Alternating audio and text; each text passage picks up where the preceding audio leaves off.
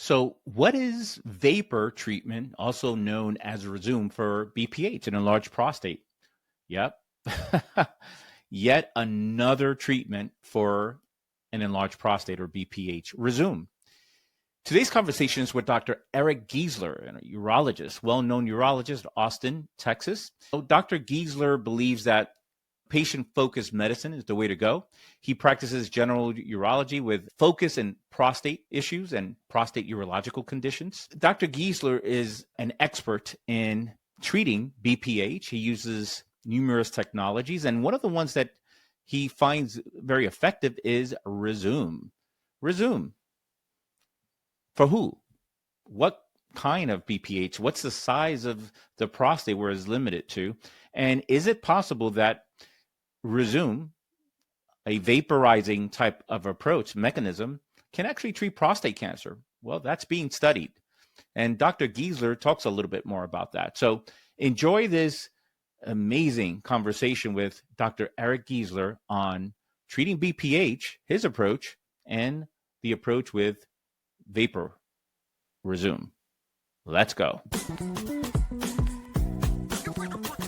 Before I proceed, I just want to clarify that this podcast and all Dr. Geo content is separate from my faculty position at NYU Langone Health. The views and opinions on this podcast are my own. Our guests and sponsors are curated by me and not affiliated with NYU Langone Health.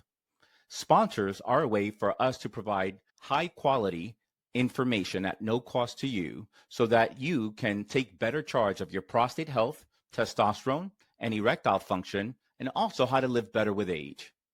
Now, please join me in welcoming our next sponsor. Hey friends, I have some exciting news for you. Between November 19th and November 25th, I am hosting the Prostate Cancer Summit.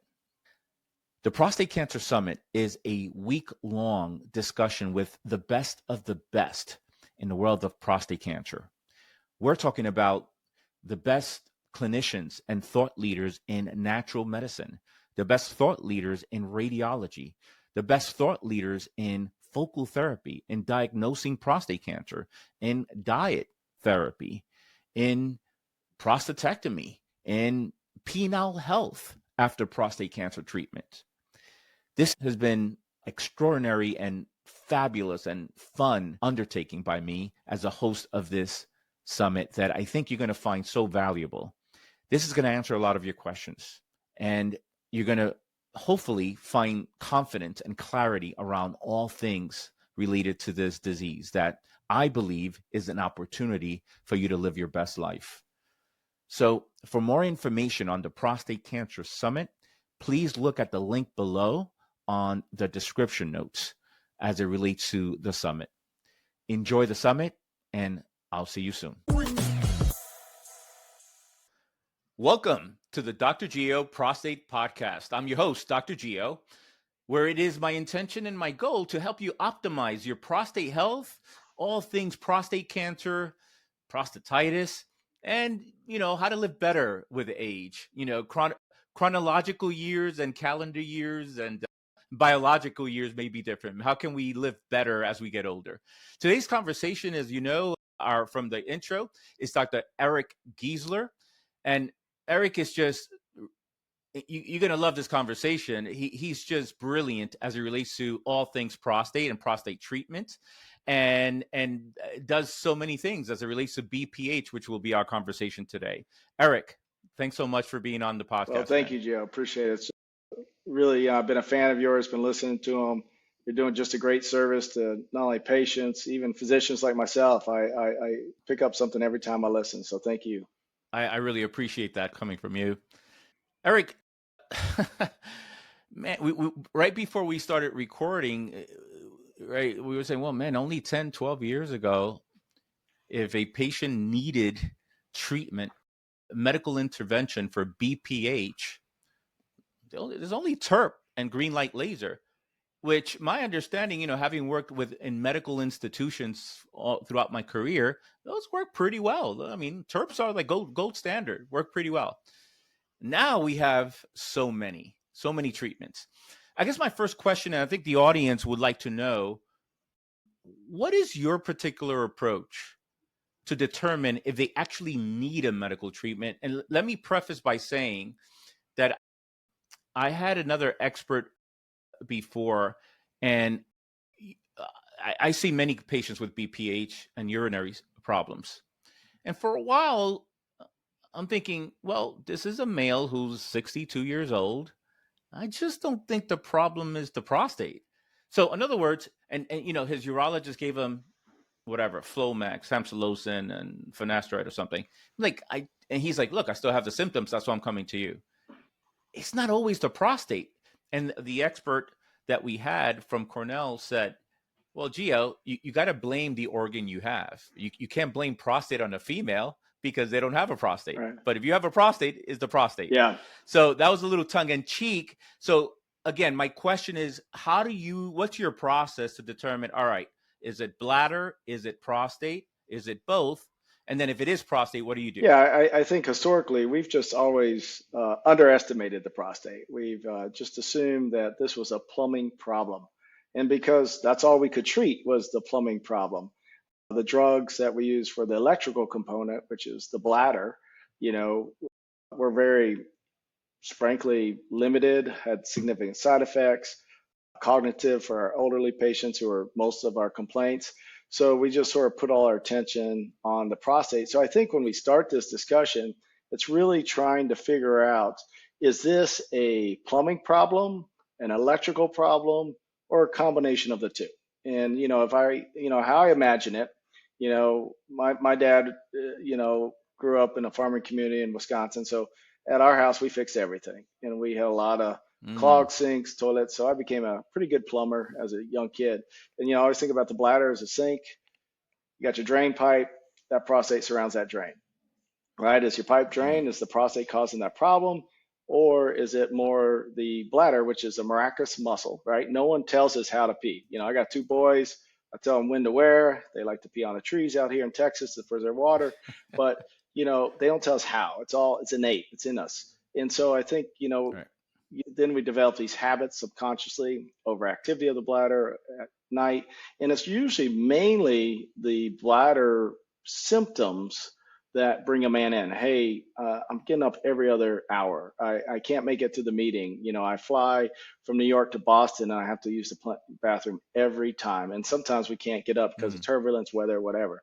And so all that, is that a bladder problem or is that a reflection of something going on with the prostate? So I think we're getting a better respect for the prostate, but also better respect for the bladder and the interaction between the two. And so from that, you could start going down a pathway to help these gentlemen really get a better quality of life. I love it. So let's just say that, so you do assume, so maybe you do a PVR, and then PVR is post-void residual, where for the audience, they do it, you go urinate, but then they do an ultrasound of your bladder to see how much urine you have left over in the bladder after you urinate. It should be 0 or close to it. Two questions there. What's your cutoff? It doesn't have to be 0. What's your cutoff before say, look, there's some obstruction?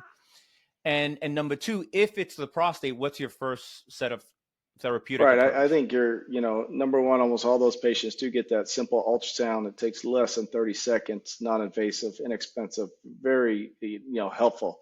Actually, a lot of our primary care doctors are using them here in our area. Then also using the International Prostate Symptom Score, the IPSS. I have all my patients do that because that, again, you're trying to balance what's more bothersome. Is it the obstructive, plumbing problems, or is it the electrical problems?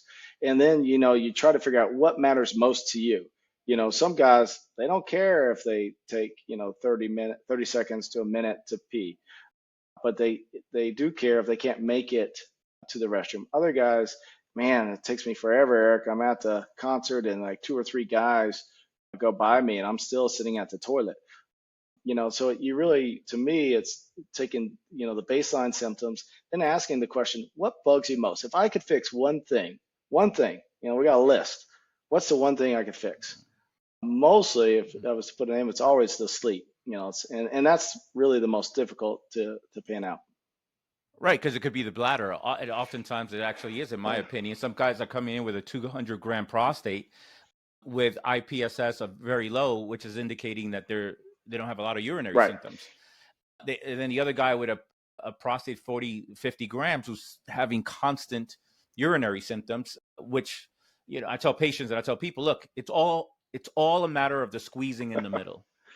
If it's squeezing, it's a problem. If it's not squeezing, it's not a problem, despite the size of your Right. prostate. And to go to your initial question, I don't think there's a cutoff for me. Obviously, when a gentleman has, a normal, bladder holds about 400 to 500, let's just say around 200 to 300, we could think about urinating. At 400, we're really looking for the bathroom. At 500 or greater, we're pulling over the side of the road. We don't care who's watching, we're peeing. So if a guy who one I operated on today, who walked into my office and he had a post-void residual of 600 and he felt fine. Well, that's a gentleman I'm more worried about, because I start worried about what I call bladder failure. Heart failure. What is heart failure? Heart failure is the heart pumping against an elevated blood pressure for many years. Acutely, it gets very thick and strong, just like our bladders. Then it gets very floppy and big and doesn't pump. And the bladder, same thing. Acutely, it gets very thick. You see it very trabeculated or muscular. And then over time, it'll still trabeculated, but it will get blown out, just like an old inner tube in a tire. And it doesn't have any muscle to support it. And then you're that guy on TV, hawking the catheters in the middle of the afternoon. I like this catheter, it's a little softer or whatever. So you don't ever want to be that catheter guy, as I say. So, that, and also that will help depending on how aggressive we need to be. If it's, high, then you may need to do a little more aggressive intervention to really give them the maximal to drain that, versus, not that high. You could do something limited that's easier, less invasive, quicker recovery, and has equally improvement quality of life. And I think that's the finesse of really going through men who have these obstructive voiding symptoms. So you want 0 in the bladder, or you be okay with 100 and not treating? What are you okay with not treating? I mean, anything less than 100, if very asymptomatic, I just sort of say, hey, as we age, we're not as fast as we used to be. We aren't as balanced as we used to be, and our pee isn't like it used to be. But if it's, you're emptying adequately enough, that's fine. I mean, I don't realize it's 100. Right. So I think it's really what the patient, how their symptoms are, and as long as I'm not concerned of that, that bladder failure. You just mentioned something very interesting. This is a guy that you had, so he had a post-void residual of 600. That's very high in the bladder after he urinated, and he had no symptoms. None. I had a patient coming in I'm also an acupuncturist, so sometimes they come to me to help them with their urinary problems. And, he came to me, once a week, took a couple of supplements that I recommended, a couple of lifestyle things for BPH. So whatever, his IPSS prior to was, 28, which is pretty high for a man with BPH. And that's the urinary symptoms that every questionnaire, folks, in a urology office, you always have to answer a IPSS to look at your urinary symptoms and a shim on your sexual function. Those are the top two. Anyway, in this case was a 28. Comes to me, I do what I do. Then his IPSS is like 15. It's moderate. I'm pumping myself, like, wow, with this natural stuff, right? And he comes once a week for 12 weeks, does the thing. His IPSS by the last week, from 15, went from 28 to 15, pretty nice. Then it's like, 11 or something. I'm like, wow, I'm doing great here. I palpate his abdominal area and I see, I feel something that I say, I don't know if this is, I feel like some sort of not a lump or anything, but like a growth, or internal growth. He's been evaluated before that, no cancer. So I said, good. I want to make sure he doesn't have, like, I don't know, some sort of cancer, bladder cancer. Great. IPSS coming down. He's doing better. He gets a PVR. I said, well, let me get a PVR. Now, PVRs, in my, they get evaluated by someone else, and then but I almost never order a PVR myself because I don't have to. I work with urologists that, Sure. do it. I said, let me get a PVR on this guy just to kind of make sure. 500 cc's. I'm like, wait a minute, but I thought you were telling me. So this is a person, and it's very important for people to know, because I'm huge into natural medicine. I'm a natural medicine guy. I live it. I'm a lifestyle guy. I think is really important. And I do think there's science-based therapeutic approaches in the world of natural Absolutely. medicine. That said, the patient himself wanted nothing to do with medical treatments.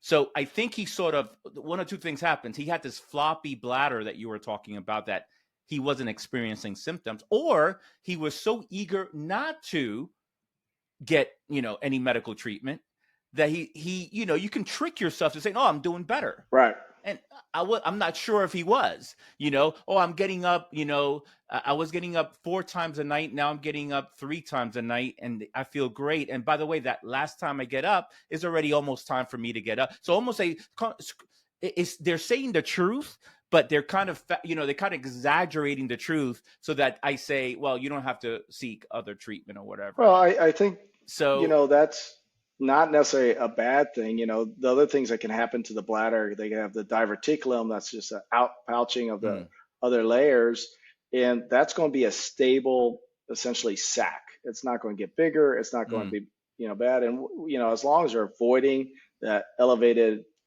residual is stable, you get an ultrasound of the kidneys, make sure there's no backup to the kidneys, making sure their kidney function. I have several men, I'm like, okay, we're just finding something new that's old. It's new to us, but it's been going on for years. And they don't know any different because it's gone over for 10 and 12 years and they've sort of gone through this. And, so I don't think you necessarily have to treat everything just because we find it. And I think that's what we have to really, change the lens that we look at this problem, because I think we now have better diagnostics. We have imaging, we have urodynamics, which we haven't touched on. We have minimally invasive therapies. But at the end of the day, as long as the patient's safe, meaning their kidneys are safe, their bladder is emptying adequately for them, and their quality of life is good, that's a win. We don't have to be perfect every time. And I think that's what we have to restrain ourselves from as a physician, since we have this ability to, just want to fix everything. And sometimes we just have to say, this is life. And, I've been doing this 20 years now, and I've grown old with some of these patients. I still don't think I'm old, but I've seen how they change. Good. And I think that's an acceptable change, and that's okay. You must have read some longevity or anti-aging book to say that. No. I don't consider myself. I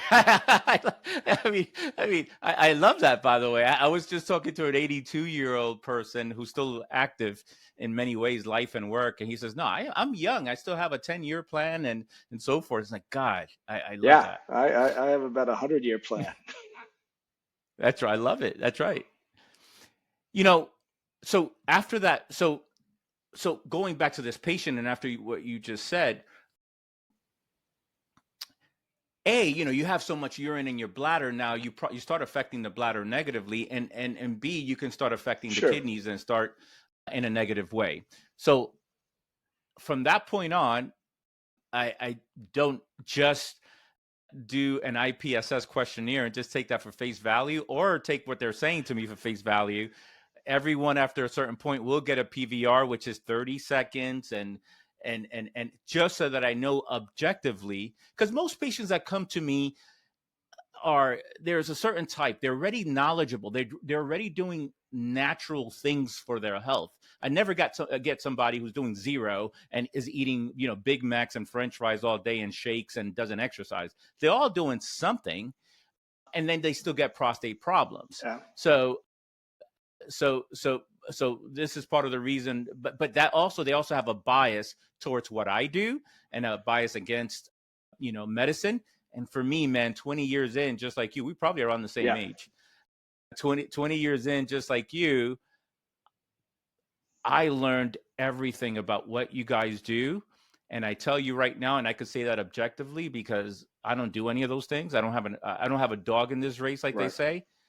What you guys do is tremendous, both from a prostate cancer perspective and a BPH. That same patient, I said, you know what? Trust me, I know you don't want any medical treatment. Do me a favor. Go get an aquablation with Chris Kelly. His life changed. Right. He says, my God, I would have done this. Years ago if I would have known. I said, I know. I know. So, my approach is, depending on IPSS and now PVR, I'm even paying more attention to the PVR. It's okay. We may, in some patients, let's try this natural thing, Yeah, I think right? some patients you need to like build a little confidence. They need to see the Yeah, slow demise. You got to always tell them right, what you worry about for the end game. Why should I take a high blood pressure medicine? Well, I don't want you to get right. heart failure. Why should I do this? Well, I don't want your bladder to stop working. And I think if that gentleman, you may follow a little closer, you see the PVR going in the wrong direction, you see the symptom score going in the wrong direction. And then ultimately, you're going to gain that individual's trust and you put them in the hands. And you mentioned a very good thing about that gentleman, and you didn't say it how I think, but you said, man, why didn't I do this earlier? That's regret. You know, and I think historically, and you could even go into the prostate cancer space with this, these men, they had two options, or three, do nothing, some drugs I don't like the side effects to, or I really have to get aggressive, which would cause me some really big sexual side effects as a TURP, transurethral resection of prostate. And so I think historically there was a lot of regret. And I think Yeah. now what we're seeing, because we have more options, we have a bigger toolbox, we're seeing less regret, and we're actually seeing a lot more satisfied individual because we could tailor the treatment to the symptom that bugs them most, get them the best, symptom resolution with really the most minimal impact at, knowing there's always a balance for these individuals. And so I think we're seeing less regret on doing something and more regret on not doing something. Correct. And I think, and look, as one, I am one who less is more for my own health.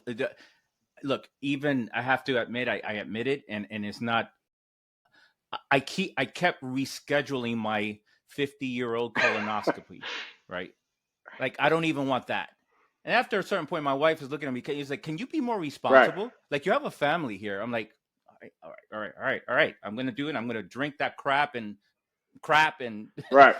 and then take right." So I understand. I do understand the patient who, but man, I also been in this game for over 20 years, and I've seen biopsies. I've seen TERPs. I've seen men after green light. And I very little do they often start say, "Oh man, that's the worst decision I've ever made." No, so it's the truth. So that being said, actually, before we go into the medical interventions, and let me tell you another example of how I think, as a natural doctor that works well in the conventional field, tamsulosin or any of that group of drugs, fine drugs. Sure. You Cheap. know, some of them will not see their ejaculate, but fine drugs. So tell me your opinion on that. And finasteride or 5-alpha reductase inhibitors. No, I'm not a You're big fan. getting, Not a big fan. are you saying that's a So reflection of go the ahead. hair? I don't know.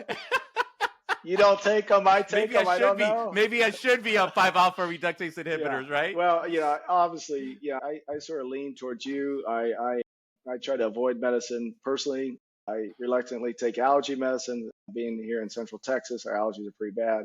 I take a cholesterol medicine because I tried to be a vegan and vegetarian, and it didn't work for me. So, those are the two I take.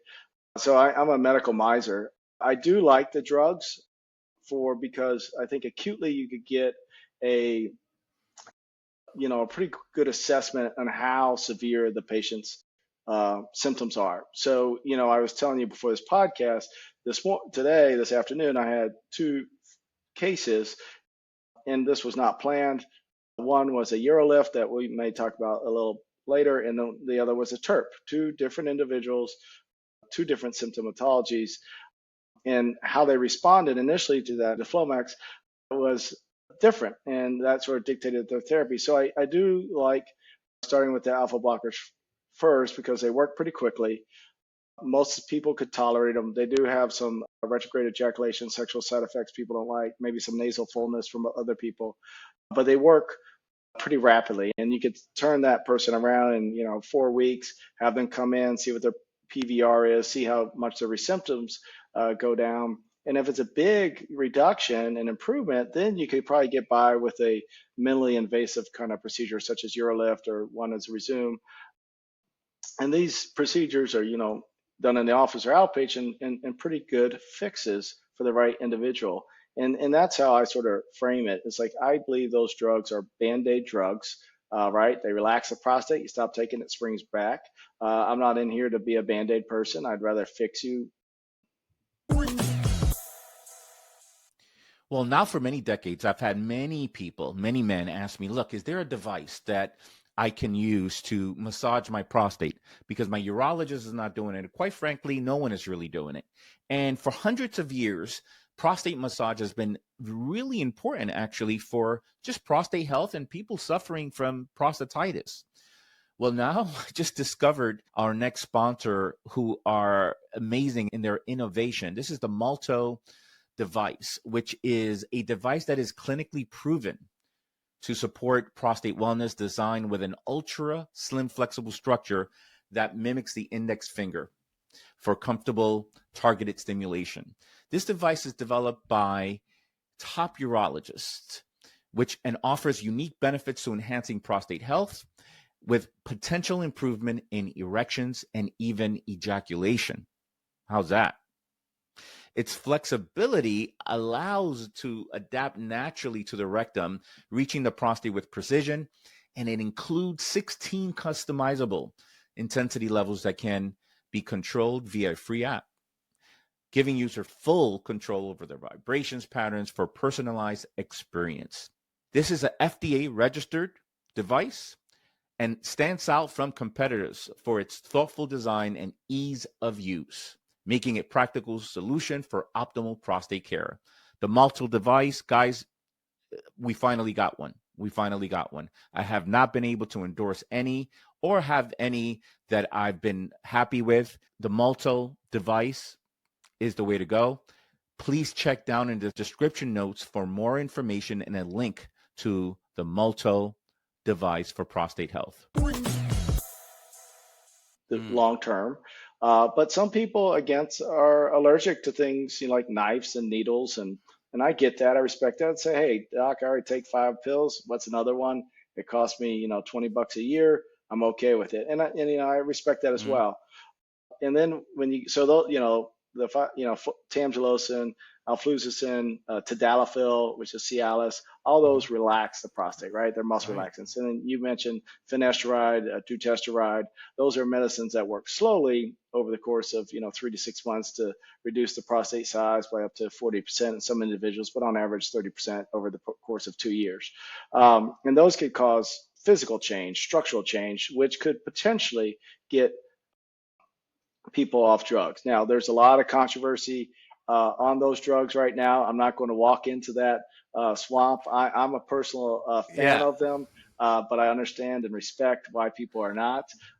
And I use them a lot. Well, you have nice hair, Eric. Do you take low dose? I do not. I have my grandfather was 96 and I had a full head of both of them, 92 and 96. Both of them did? So I want to thank my parents for that. Good genes. But you do need to be worried about both those drugs. Unfortunately, I have seen, recently, several men who have been on these drugs for hair loss prevention. And we used to think that low dose did not change the PSA. I believe it does a little bit, usually by 50%. I don't know if it's a half. I don't know if it's by 50%, but it's a certain amount. And then, it masks their PSA, and unfortunately, they're found to have prostate cancer. So you have to be very prudent with men with that when you come to screening for prostate cancer. But again, my bias is against drugs, so I'm always like, all right, let's start here. Then, depending on how he responds, really depends on how aggressive we need to be in the ultimate treatment plan. All right, so now they need a medical treatment. I know you do a variety of them. We will not talk today so much about aqua ablation because I had a talk with Chris Kelly, and Dr. Munvar from Hackensack is actually going to be on for this episode as well. So he's going to cover that at length. But definitely want to talk about the vapor treatment and UroLift and focus a little bit more on the vapor treatment, just because a lot of patients ask about that. So distinguish between tell us about your process. Why would someone get one versus the other? It's some people like me, the patient don't want any foreign material in their body. They're sort of natural. So that's where the vapor, the steam speaks to them. Other people, Frank, It sounds so natural. Oh, is a vapor treatment right, to help me with my oh, yeah, no, I'll sign up for right, it's like I'll sign up for yeah, that. It's a vapor treatment, right? Or you using there's almost like a prostate cancer. Oh, cryo. Oh, you use cold yeah, temperature. Yeah, yeah. yeah. It is a medical treatment that with potential side effects that we'll Right. discuss. And so I think you also have to look at architecture of the prostate. It's interesting. I sort of sold myself to the prostate about 8 years ago, and that's pretty much all I do. I don't do kidney cancer anymore, any significant bladder cancer. And I just love the prostate, the prostatitis, the BPH, the cancer. And it's such a heterogeneous gland and architecture, how it Yeah. responds, and is it very glandular, fluffy, or is it very muscular and doesn't have as much, glands? And so go to those two things. So I would say the vapor or Rezūm or the UroLift, which is basically a pinching back of the lateral lobes of the prostate, and you can do median lobes on them, really depends on the architecture of the prostate. So all these men, if we were to say, all right, I want to consider some kind of treatment, other than a pill, we're going to do an ultrasound of the prostate that literally takes about 90 seconds. That gives us size, gives us length of prostatic urethra. That's the measurement of the urethra inside the prostate. It also gives us, appearance of the glands. Is it real, fluffy? Is it real glandular, or is it more thin, more muscular? And then they'll also get a cystoscopy. The cystoscopy is not only important for looking at that prostatic urethra and ruling out median lobe, which you could do on ultrasound, but to me, it really gives a patient a real live look of that bladder. The bladder is what we sort of talked about is that, I always think about a normal bladder is like a regular party balloon. You blow it up for your kid's party, very easy. But over time, that bladder Mm. gets thicker and thicker. It's working. It's like, those bodybuilders at the gym, they can't even touch your nose. Their muscles get in the way. And if you see those striations in the bladder, the patient's like, wow, that doesn't look healthy. It's like, yeah, man, we probably Mm. need to do something a little more aggressive, a little more impactful to open up the channel. And then and then Mm. that's will sort of lead you. I like both the steam and the UroLift are very good. I will say with the steam, I counsel those patients are going to have a little more irritative symptoms for 3-4 weeks. That's like burning with urination, beginning of urination, maybe pain with ejaculate. So there's a little more recovery to that because essentially what you're going to do is slough off the urethra. And I always think about skinning your elbow. You go take a shower the next few days, it sort of stings when that water runs over it. Same along that Mm. urethra. Whereas the UroLift, you're piercing it just like you would a little IV to draw blood for, blood draw. It hurts when it happens, but then after that, you don't really feel it and you're tethering it. So with the UroLift, you'd get a much more acute response. You have a little less recovery as far as symptoms. But I think long term, when you look at data, and we actually participated in the trial that looked at both of these head to head, the results aren't published yet. I think it's just closed last year. It should be presented this year, or You maybe looked at Rezūm and head to UroLift head. head to head. And it was Wow, a because most of the studies look at anything no. else This and is TERT this is head both to head. studies. We participated here at Wow. Urology Austin. We have a great research program, and I was not on that study, and I do not know the results. But it was a head to head looking at it. I can't tell you because I don't know how long it is. I think it's a 3 to 5 year trial, but that's just me guessing. But I know that that study has closed, or at least our site has closed, and I think it's a really great study. And I think it was, it was just a random. They didn't really look at all the things I just looked at. I call that the art of medicine. Really looking at these fine features, and it comes from just doing it, and frankly, it comes from failing.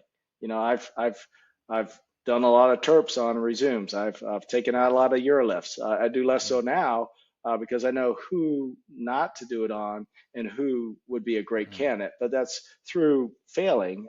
And yes, I fail all the time.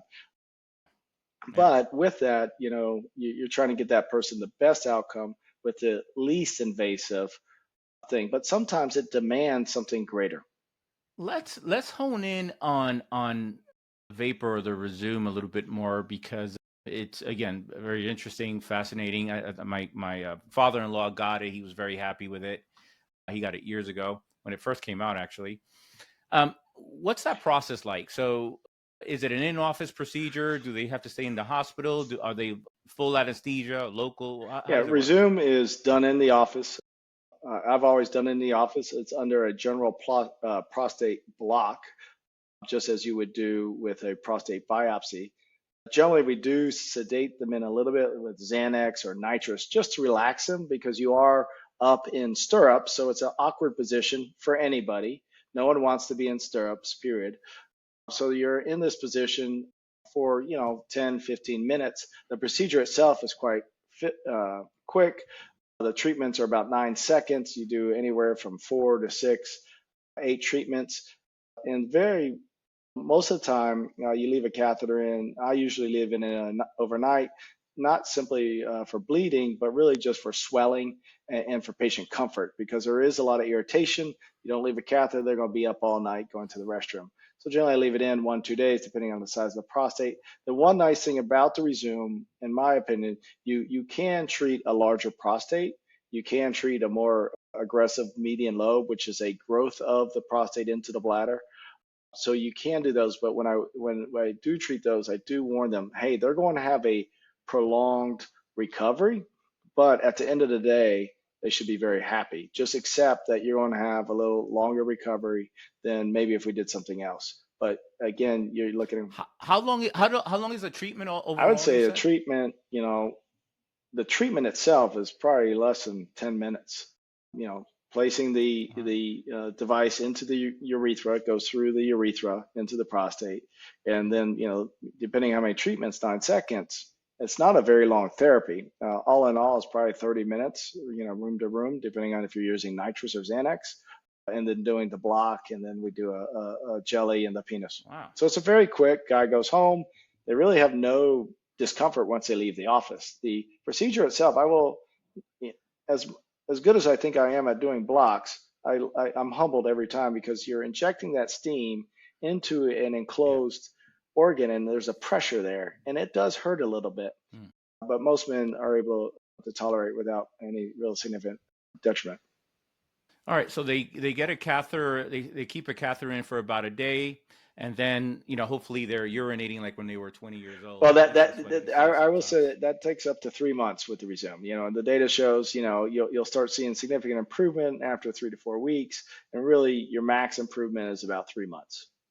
What's the ejaculatory component of it? So if I'm a 45-year-old guy with BPH and I need a treatment, and I still want to have kids or more kids, is that a good approach for me? You have to be careful in that. One, you never guarantee anything. You're always humbled. The human condition is never 100%. Two, I think it depends on the kind of treatment you're doing for that individual. There is a low risk of retrograde or ejaculatory dysfunction, but it's not no risk. I think if you're treating anywhere around the bladder neck, and that's where the prostate sort of blends into the bladder, or towards the apex where the prostate comes into the sphincter, you could run into some ejaculatory issues. If you're treating mid-prostate, lateral lobes high, that you'd probably get by with that. Frankly, on that individual, I would say, don't touch it. Have your children, suck it up, do the meds, whatever you want. UroLift? What's the treatment? Look, I'm getting up 10 times a night, Dr. Giesler, and I'm going to the, I'm peeing like it, I'm peeing, drops are coming out.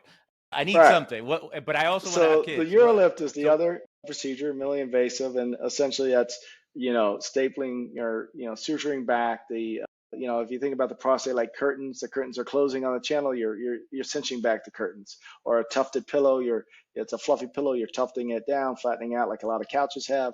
That's essentially what the UroLift is. And the UroLift is a nice procedure. Again, it can be done in the office. I personally like to do it in the operating room. It's just again, they're not the most comfortable procedures awake. I like to do the UroLift. That's my own personal preference in the operating room. Again, less than 15, 20 minutes either way. In the office, we give a block, we give lidocaine in the bladder and the urethra, and then you're suturing these, lateral lobes.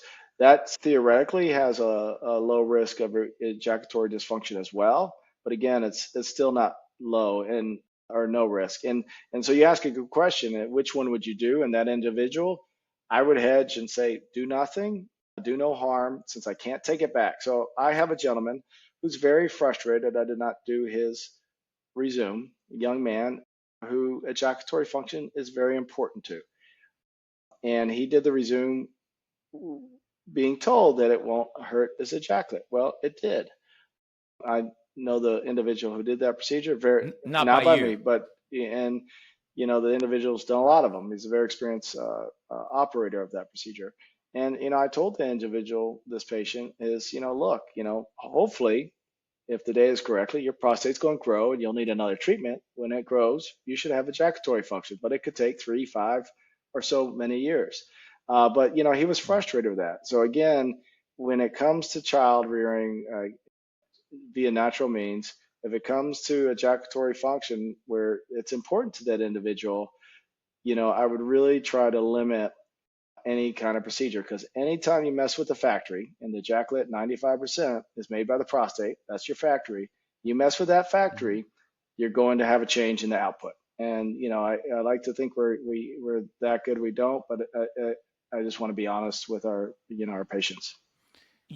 Why don't you go to New York and see Dr. Geo Espinosa? Maybe he'll put you on some natural Sure, protocols. for real. Those are the gentlemen. I'm looking at many natural things for them, because I wouldn't want to disrupt that. And then when that time comes, when it's not as big as a priority for them, that's when you could be a little more invasive and aggressive with treating their symptoms. And again, it's that lens that we're looking at. What is the thing that's most important to you? If there's one symptom I could fix, what would it be? If there's one thing that was negative to you, what would be that? And let's not do anything that may get you there either. Awesome.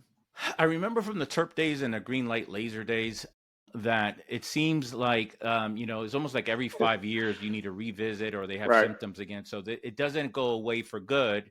They need something within 5 years. What's the story with Rezūm? In 5 years, 10 years, what do you know? Do they need a revisit, or once they get it done, once they're Again, done? I think the data is pretty clear on both Rezūm and UroLift. The revisit rate is probably less than 15%, probably closer to 10.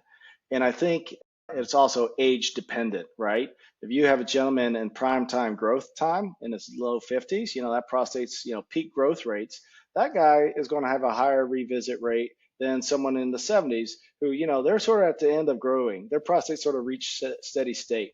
I always tell people, if you don't have problems peeing at 70, you'll never have them. No one walks in, hey, I was doing great until 73, and now I can't pee. No, that's been going on. So I think, one, it's age dependent. Two, we're also respecting the prostate more. We have better diagnostics, MRIs, ultrasounds are better. So we're probably picking the best treatment first, and that's going to give you the longer durability. But I think when you look at all comers for those 2 minimally invasive procedures, which are great, I love them, do a lot of them, 85% retreatment rate, I think, is a pretty good. 85% success at 5 years, 15% may need retreatment.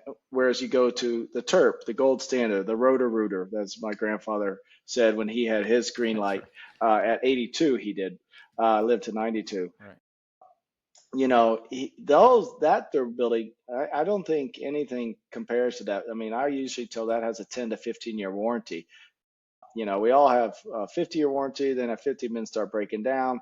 These procedures have a 10 to 15, and so if so you may need something, but it's just like a knee or hip. They'll last 10, 15 years, just depends on the usage and what you're doing with it. Yeah, and penile implants as well. Exactly. Absolutely. Right. Yeah. Age dependent, right? I listen to that podcast. Sure. Younger guy, they might get a little more mileage. The older guy, he's only going to do 5,000 miles a year. The young guy, maybe 25,000 miles a year. Right? That's right. So I had a whole lip expert on, and it's almost like they can remove almost 90% of the prostate with this approach. And so that decreases the chance of any revisit, within 15, 20, because there's nothing there. With the vapor, with Rezūm, how far out can you go? I think the device goes out only 8 to 9 millimeters.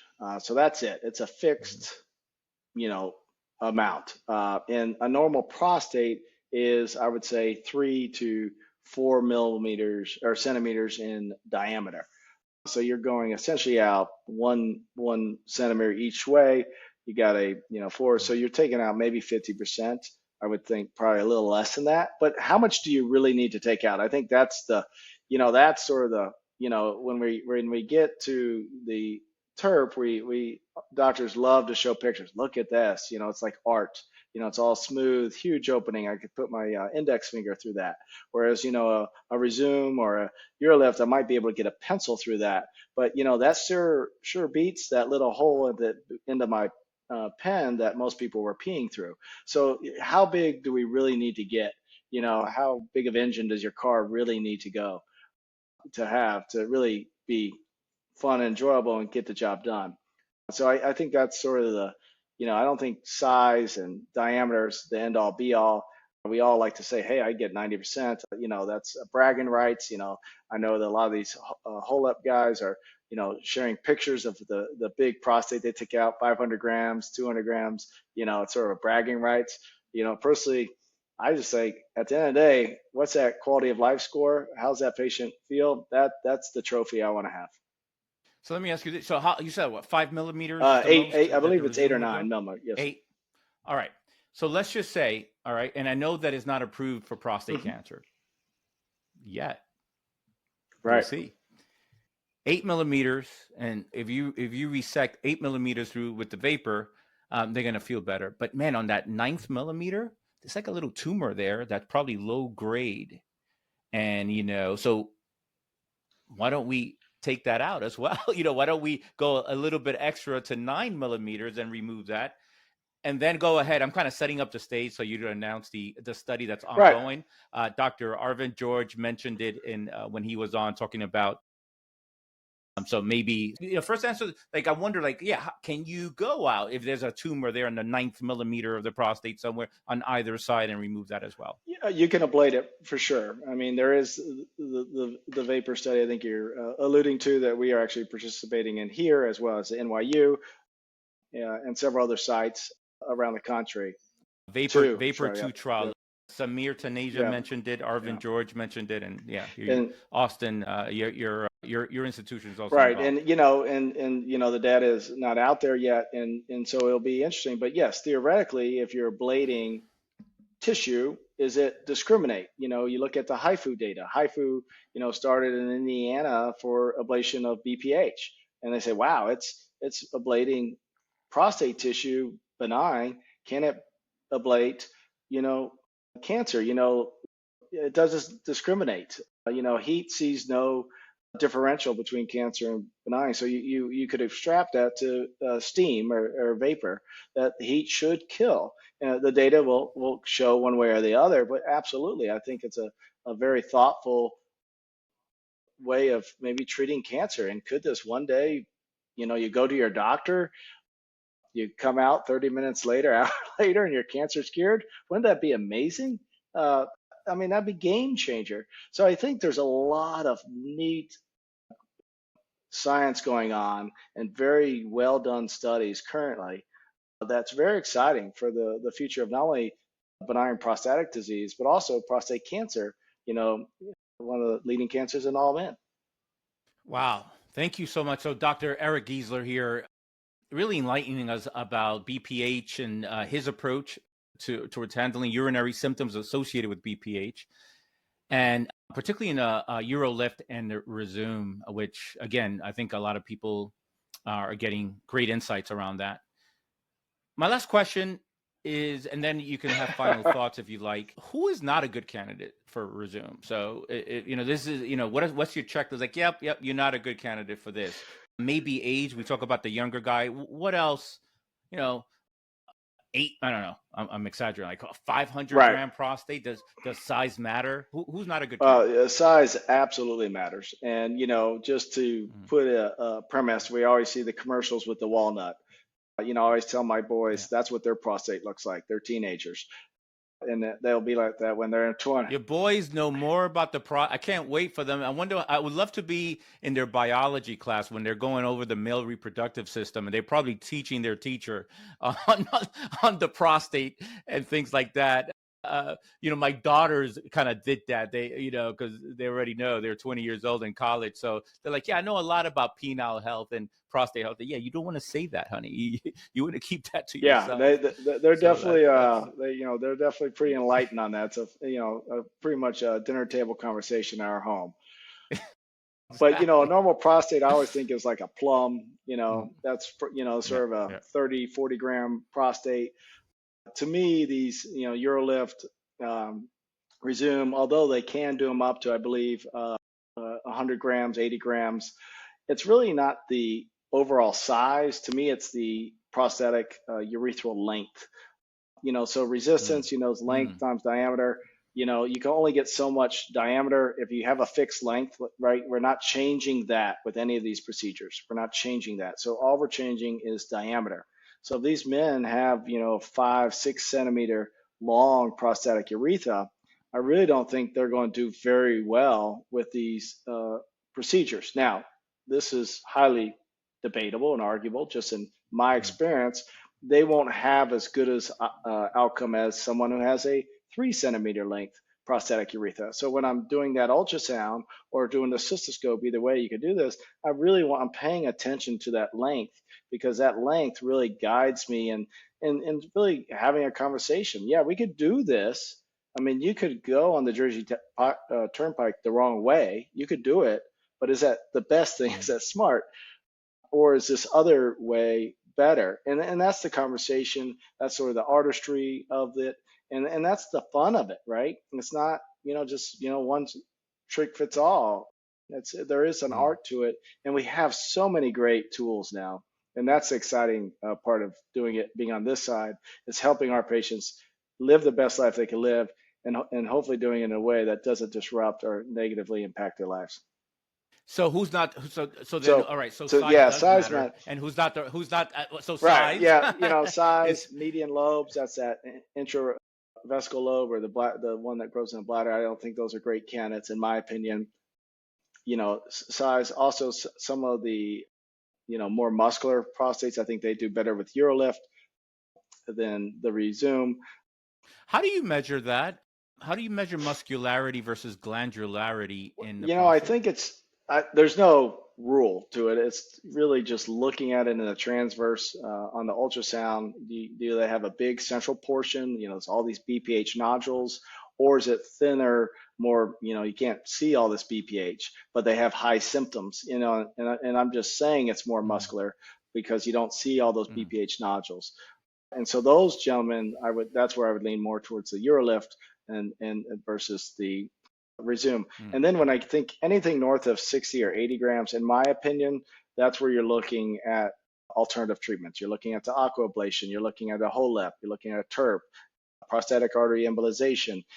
Again, other good techniques when put on the right prostate. Tell you, it's it's very self in a world where we're encouraging participation in the decision making from the patient. And this is why this podcast exists to some extent, because it's like, all right, so if you're going to be part of the decision making, make a well-informed decision. That's why I have the best of the best here, and that's why we have people like you, so that they go in and they say, okay, I have some knowledge about this, and they can have a better conversation. But man, there's a lot of there are a lot of treatments, and it could be confusing still for patients to figure this Well, out. that's why I love your podcast. I mean, you're trying to clear the confusion, right? Putting on a Yeah. lens, because there's a lot of data out there. It's very confusing. It's very overwhelming. We're using all these terms that people don't necessarily understand. And I think part of our job is to clear that confusion and really hone in on what's important to the patient. Beautiful. Dr. Eric Giesler, Austin. When you said about sedating the Yeah. patient, and I was going to say, well, out of Austin, Texas, I'm thinking, well, why not a little cannabis? I mean, we are in Austin. It's Everything's not. more It, everything a little bit more Medical loose marijuana in is legal Austin. here. Recreational is still That's not. right. We're not in New York, but there's a Right, large exactly. contingency for it. But hey, Austin is not Texas, right? We, Don't we we know, are right? we are a Isn't that blue what they? dot in a typically red state, but we love That's right. everybody, That's right. man. We love everybody. Yeah, love it. Hey, how can people find you and your practice? Our group here in Austin is called Urology Austin, urologyaustin.com. Eric Giesler, you can find me under the providers. We have a great group here. We have expertise. Again, my expertise is in prostate. I claim no expertise in bladder, renal, or kidney cancer. And luckily, I have some amazing partners that I can rely on for those. And so we have a great organization. Well, hey, thank you, man. It's been fun. It's been fun. And look, the way we know each other is because we've had We mutual have. patients that connected us. So I'm so grateful to them. I'm grateful to all of our patients and definitely grateful for you and having this relationship with you. So thanks for being on. Absolutely. Hey, everyone. Thanks for watching this amazing episode on BPH and all the options with a little bit extra focus on the vapor treatment called Rezūm. I hope you enjoyed it. You know what we're here for. We're here to empower you with good quality information as to what you need to do and think about as you go into your visit with your urologist and, ask better questions. So I hope you found this useful and valuable. This is Dr. Geo Espinosa signing off. I'll talk to you next time. Much love. Be well. Thanks for tuning in to this week's episode of the Dr. Geo podcast. You can watch all episodes of this podcast and much more by subscribing to my YouTube channel. If you love what you heard today, you can help by leaving a 5-star review of the podcast on Apple and Spotify, as each review helps us reach more men who are serious about improving their urological health and how to function better with age. And for the latest research and actionable takeaways in the world of men's health and integrative urology, sign up for my newsletter at drgeo.com. I'll see you next time.